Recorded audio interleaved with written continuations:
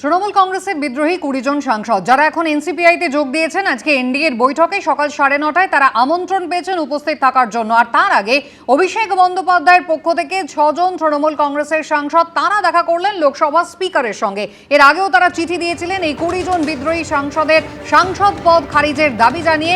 আর ফের একবার লোকসভা স্পিকারের দ্বারস্থ হলো কালীঘাট তৃণমূল। ২০ জন বিদ্রোহী সাংসদের পদ খারিজের যে আর্জি করা হয়েছিল তাতে কি সিদ্ধান্ত নেওয়া হলো?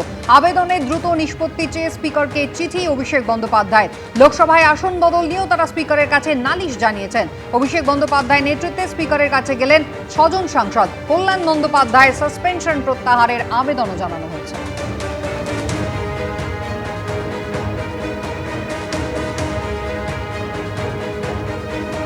অভিষেক ব্যানার্জিকে নিয়ে আমরা ৬ জন এমপি গিয়েছিলাম স্পিকারের কাছে।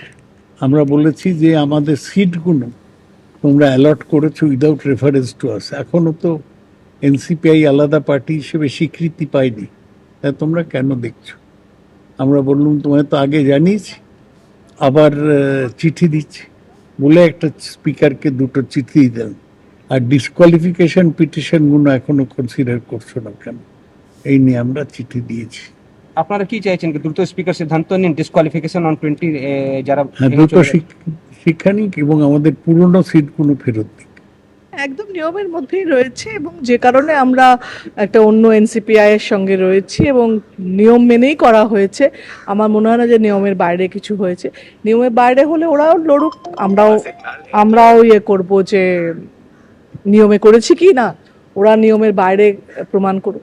ইলেকশন কমিশনের কাছ থেকে একটা কাগজ আসবে সেটার জন্য, এবং সেটা স্পিকার আলটিমেটলি তো ফাইনাল স্পিকার করবে ডিসিশনটা, সেটার জন্য বোধহয় ওয়েট করছে এবং সেটা হয়েও যাবে খুব শিগগিরই।